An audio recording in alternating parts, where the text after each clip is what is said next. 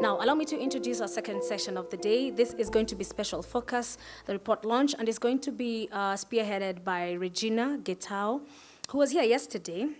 She's from Flone Initiative. She's here again to give us a better understanding on this particular special report. Come. Tumpigie makofi tafadhali tulio hapa ndani. Thank you so much, Regina.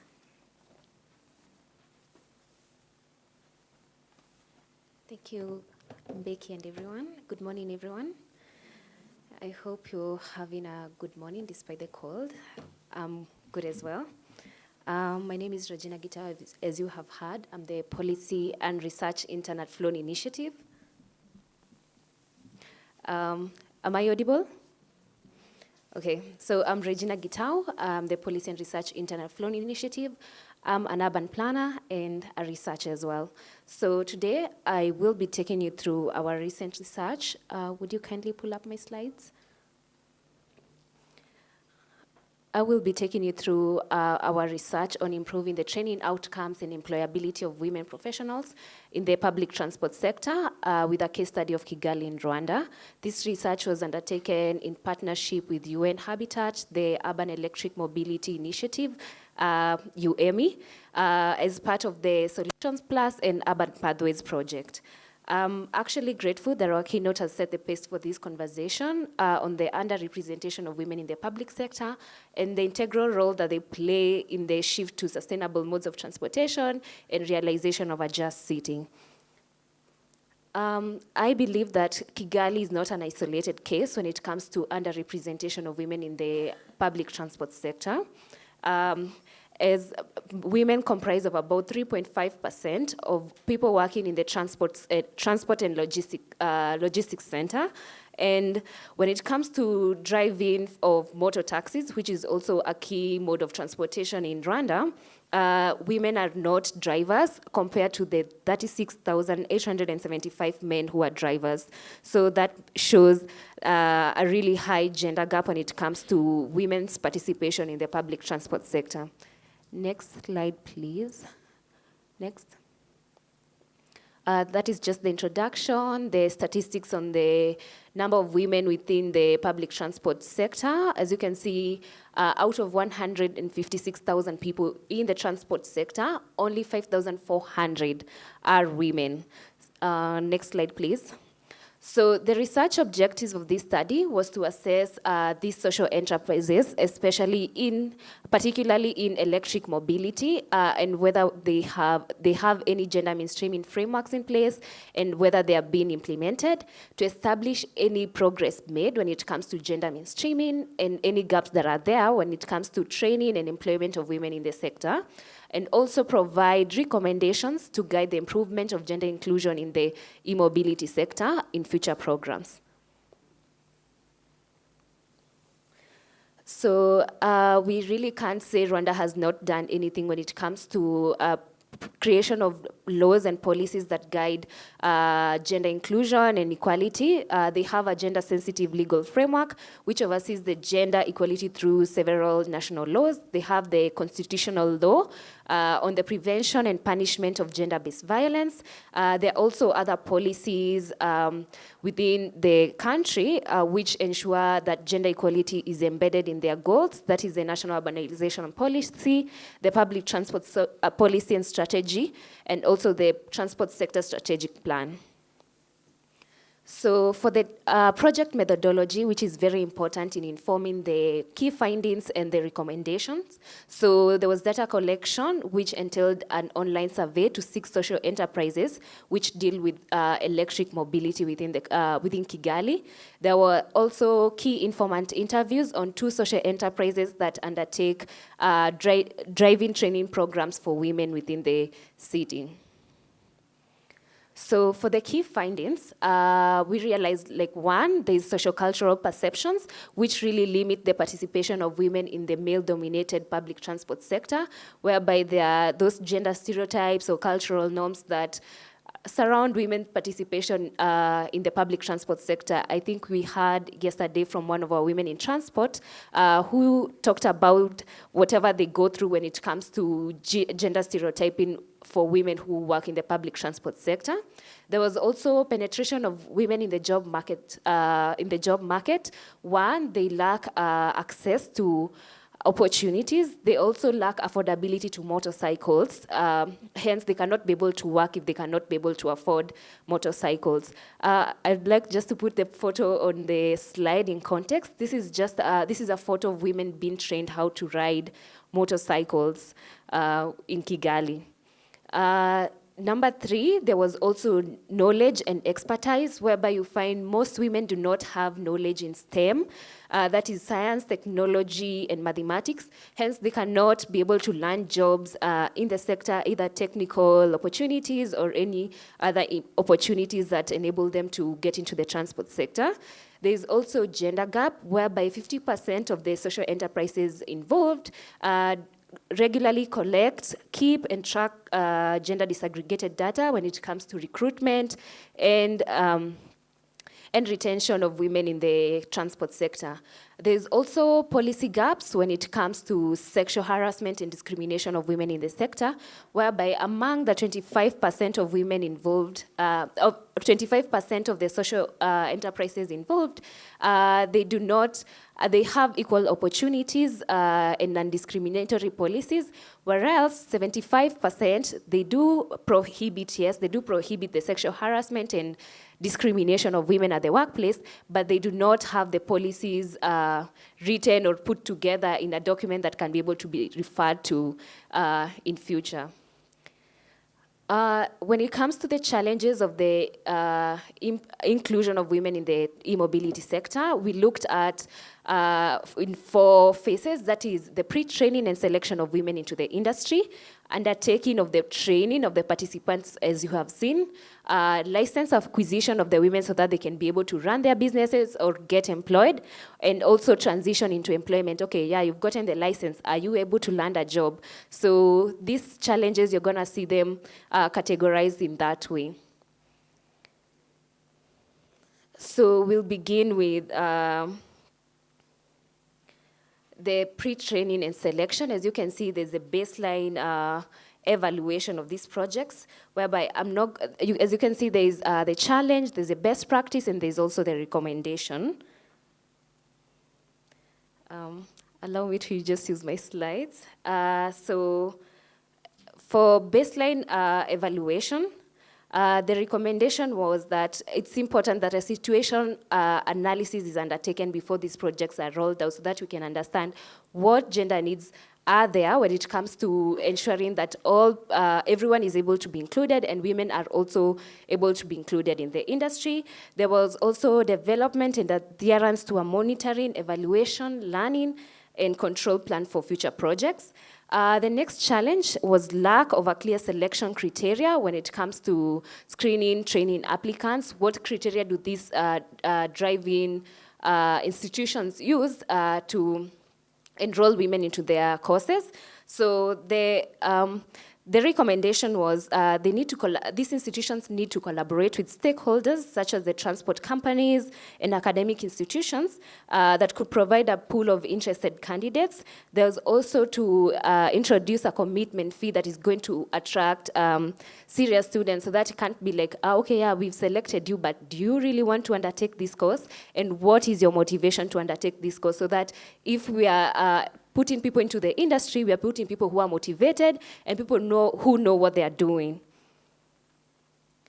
The next challenges and recommendations are on training of the participants. Okay, we've now selected a number of, let's say 10 women. Which criteria are we going to use to ensure that the training outcomes are going to ensure their employability and marketability when they get out into the field? So the first challenge was lack of synergy, coordination, standardization among different partner teams, whereby you find the training curriculums are not as consistent. Like, for instance, the way you can find, like, there's so many driving schools, but each of these schools, they have different ways that they teach the curriculum. So on this, there was the recommendation that we need to assign designated staff members from implementing organizations.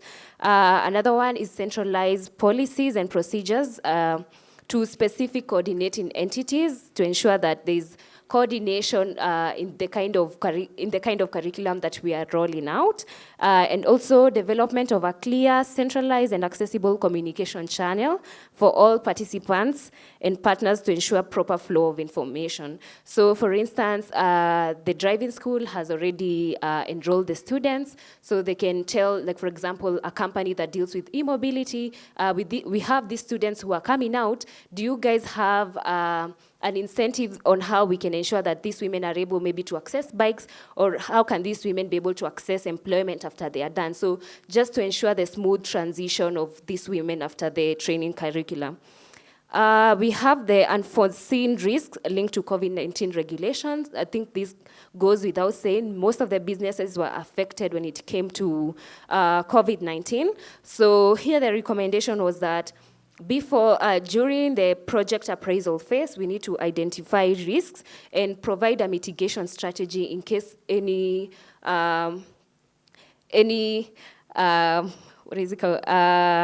risks come up. Yeah. We also have undertake monitoring of progress made during project implementation, so that we can make sure that we are on track and we are able to achieve the objectives set at the beginning of the project. The other one was license acquisition, whereby women had challenges in acquiring licenses. And here the recommendation was collaborate with the Rwanda National Police Traffic Unit to orient trainees on the processes that are required and the requirements so that they can be able to acquire licenses, and also provide channels of guidance and mentorship by providing individuals working in the industry who have successfully acquired licenses. So this is kind of holding your younger sister, helping your younger sister to come up. So if you've already been in the industry, you can help someone who's already getting trained to be able to just have that smooth transition. The last one is transition to employment. So we also had a low transition rate to work. And this recommendation was develop linkage and partnership with transport employers. Just I had just mentioned, just having that communication between training institutions and employers to ensure that we know how many people are getting out, so that we can be able to find opportunities for these women. And there was also partnering with financiers to be able to support the empowerment of these women. So if a woman has completed a motorcycle riding training course, how again can she be enabled to access this bike? Is there like any financing models that these companies have where a woman can lease their bike and be able to work with it and then pay for it over time? Or are there any incentives to ensure that women are able to access these bikes at an affordable price? There was also gender-based harassment on working in public transport, which I think Women in Transport yesterday also highlighted this. And the recommendation was to develop, document, and disseminate anti-sexual harassment and discrimination policies in the workplace, and also provide and monitor periodically monitor and evaluate effectiveness of the policy to ensure, like, okay, we have this policy. There are these women who have come and said that they had been sexually harassed at work. How have we been able to sort these cases and have these women receive justice and have the perpetrators gotten the kind of punishment that is required? So something of that sort.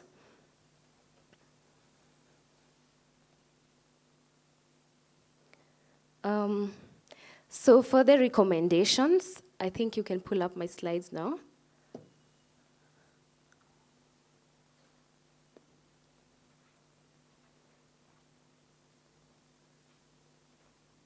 Next.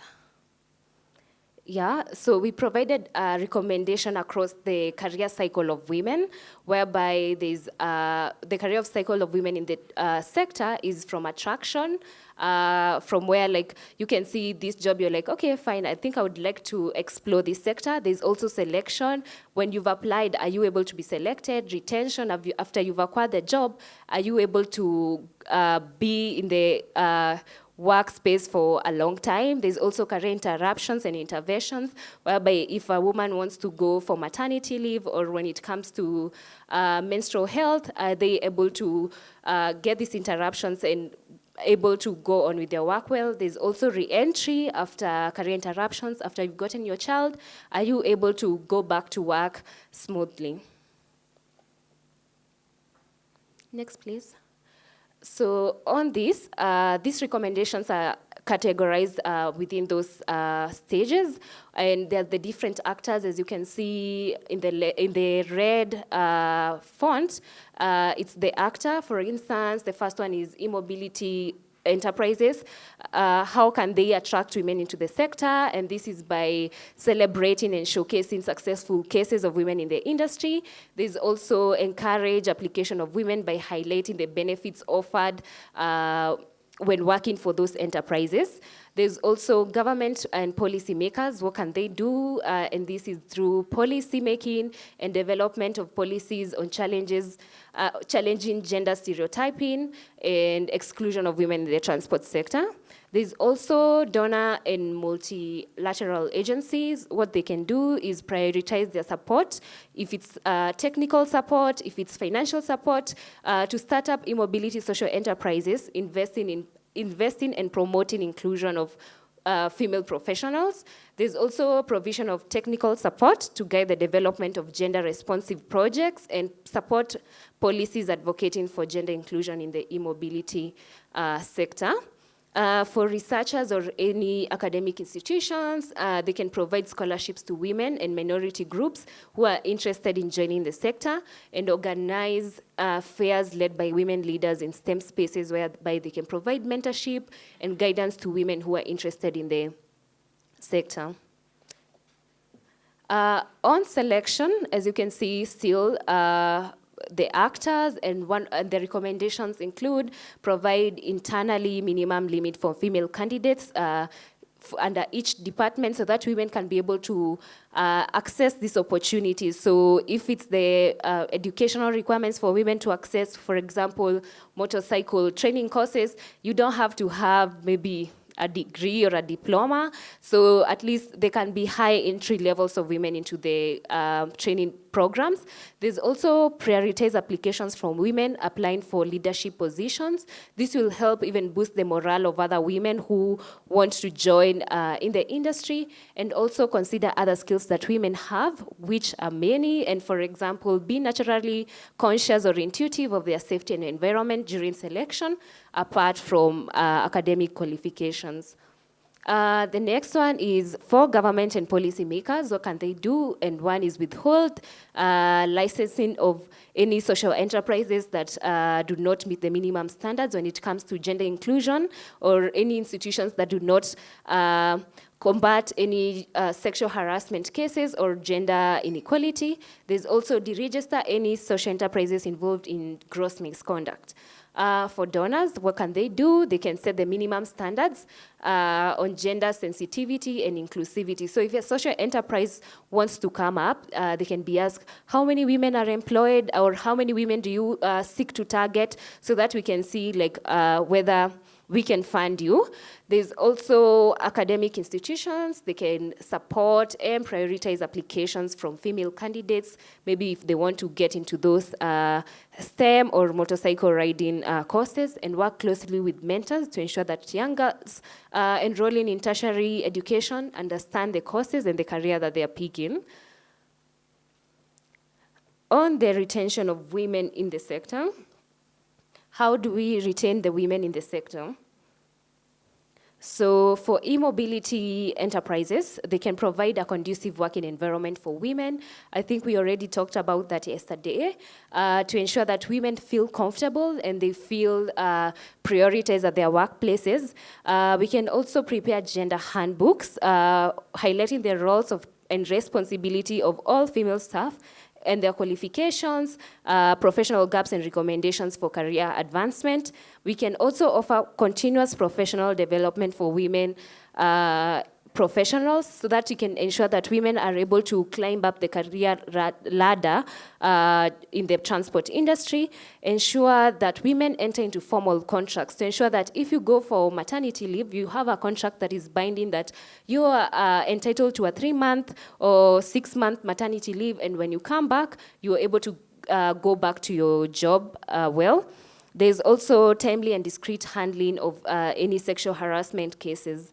For government and policymakers, they can ensure that the duration of handling any sexual harassment cases is done promptly and justice is served. There's also provide a well-laid out reporting mechanism for any sexual harassment cases, so you can know, like, if I'm a victim of a sexual harassment case, which procedure should I use, who should I seek, and what should I expect at the end of the process. There's also provides subsidies to women interested in owning e-mobility locomotives. So if a woman wants to own an electric motorcycle, how can they be able to own it? Is it through a leasing model? Should they save for 2 years so that they can be able to get that motorcycle and earn a living? Or what's the best way for them to be able to ensure that they own these locomotives and they're able to earn a living? There's also roll out adequate charging infrastructure to ensure that women are able to access them with affordable electricity charges. Donors and multilateral agencies, they can ensure that they have continuous support of individuals and enterprises with a good track record when it comes to implementing gender-sensitive projects, continuous monitoring and evaluation of implementation of gender-sensitive programs, and investment in research to understand the gender dynamics in the public transport sector. Still, academic institutions, mentorship of women, and continuous follow-up of women to ensure that they are making progress when it comes to their career. Next slide, please. When it comes to career interruption, when a woman goes for maternity or whether she's sick, what can the social enterprises do? They can provide women with ample time and paid maternity leave. They can adopt flexible policies that will enhance women to get a chance to participate in career advancement programs. The government implement policy making to ensure that women are able to advance in their career, and donors can support any capacity building programs for women in the sector to ensure that there's mindset change when it comes to demystifying those negative sociocultural perceptions, ensure that women have a safe space working in the sector. Institutions, they can ensure that women have flexible learning sessions for female candidates to ensure them to work and study at the same time. Next slide, please. So re-entry after career interruption, what can the social enterprises do? They can provide amenities, be it nursing or babysitting facilities for these women while they're at work, provide a flexible working schedule, especially for nursing mothers. The government, they can provide loans at a low interest rate for women willing to invest in the e-mobility sector. I think in Kenya we already covered with that with the just launched Hustler Fund. So if you want to access a loan and ensure that you're able to access a bike, there's also donor and multilateral agencies. They can also collaborate with the local social enterprises to develop training programs that are woman-oriented, and they provide women with the right skills. So to ensure that women also advance in the career, of course, you don't want to be doing the same job without seeing any progress in your career for 10 years. So to ensure that women are able to progress in the career, social enterprises can provide women with promotions, with new skills to ensure that they're able to continue bettering themselves as they're in the field. They can provide equal pay for equal work, conduct regular monitoring and evaluation for gender mainstreaming frameworks, capacity building on behavior and mindset change towards women working in the sector. Government supports startups to acquire locomotives allocated to graduates on loans to ensure that the skills acquired are utilized, that after you gain the skills, that you're able to use the skills to empower yourself economically, provide loans at a low interest rate to female investors in the e-mobility sector. We also have donors and multilateral agencies participate in committees and task forces that offer advisory on gender inclusion in the sector. So to conclude, how can we improve the training outcomes of women in the e-mobility sector? One, obviously, we need to cap these socio-cultural stereotypes, because these are the ones that limit women into entering into the sector to begin with. So we need to undertake any gender audits and realize and sensitization activities at the community, at institutional levels, to ensure that we challenge these stereotypes and positively promote women into the sector. Two, ensure that anti-sexual harassment policies are adopted and implemented and also disseminated within organizations, and ensure that regular awareness creation on prevention of sexual harassment and monitor the implementation of policy and effectiveness of reporting mechanisms. Stakeholder collaborations, of course, the government cannot do this alone, the private sector cannot do this alone, and the women cannot do this alone. So stakeholder collaboration is important in developing partnerships with learning institutions, and ensuring that women are able to network with employers in the industry and also other women who have already advanced in the career. And lastly, is promote networking initiatives to ensure that female workers are able to gain support, mentorship, and also any women who are successful in the industry, they are able to gain visibility. And also ensure that they also network with financing institutions and donors to make it easier for women to get any financial assistance if they want to maybe afford these electric mobility motorcycles for them to be able to access work. Lastly, this study, based on the recommendations provided, they are going to help in training 35 women as drivers and equip them with 35 electric motorcycles through Ampersand, which is an electric mobility company based in Rwanda and in Nairobi, which will pave way for a refined, deep understanding of barriers and perceptions, enabling, in the long run, the increased participation of women in the transport sector. So that comes to the end of my presentation.